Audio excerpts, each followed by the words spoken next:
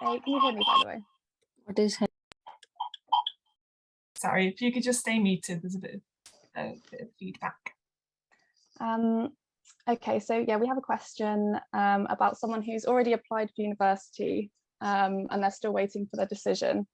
And they're also an asylum seeker. Will they be able to access funding in that case? Yeah, that's a good question. You'll notice on the STAR scholarships list at the moment, most scholarships aren't open for applications.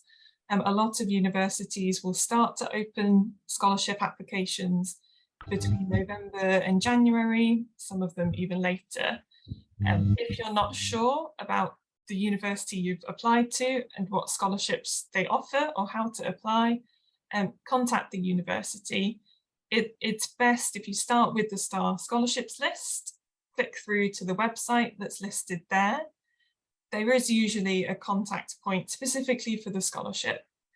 So try to contact the scholarships team to get an answer there. It is about medicine, but I suppose just it might be helpful for everyone in general. So if they look at scholarships that aren't specifically for their course, then how will they be able to financially support themselves at uni? Yeah, good question. This is why it's really important to check the eligibility for scholarships early on. There are many scholarships that don't include certain subjects like medicine because it's a longer course or it's tied to NHS funding. But lots of universities do include medicine in the scholarship. So it's a question of finding a university that includes your subject in their scholarship and applying to those universities in particular.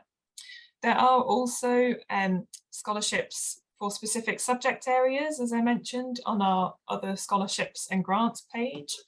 I'll just grab that now. There are some that are specifically for medicine or medical related courses, like the Westheimer Scholarship, that's specifically for medicine or medical related courses. So hopefully if you can't find a university scholarship, hopefully you can find an alternative scholarship like that.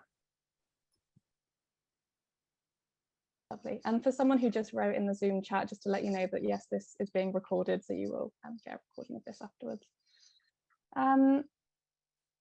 For people who need to do IELTS, if they're required for that university application, is there support or grants available for those courses?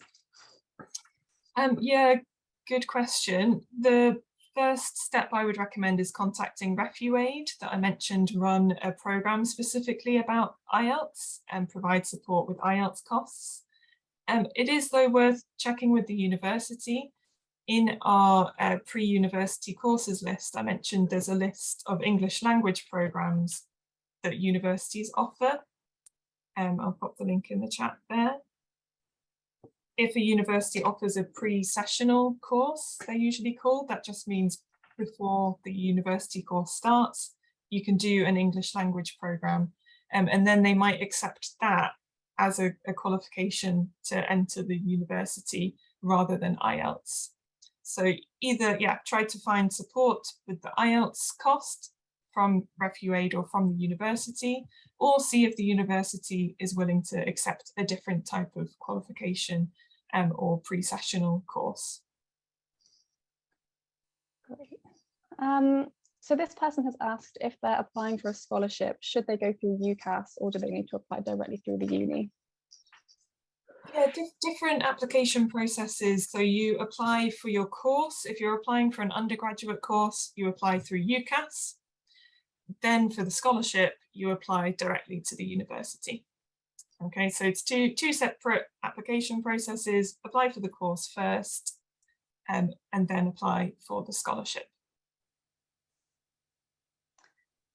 Are university scholarships and bursaries open to all age groups without prejudice? Most of them that I'm aware of are open to all age groups. Each university, though, does control their own scholarship. So check the website, as I mentioned, to find out the eligibility criteria for that university, in case they have additional eligibility criteria that you need to consider. Great. I'm just going through just because some of them are very specific. So we just want to make sure that we're answering questions that are relevant to everyone. Yeah, I don't know if you'll be, sorry, you go, Siobhan. Sorry, Sophie, just on the specific questions. Yeah, sorry, we don't have time to answer all of your questions. And I'm aware I've been getting lots of questions in the chat that I'm not able to pick up.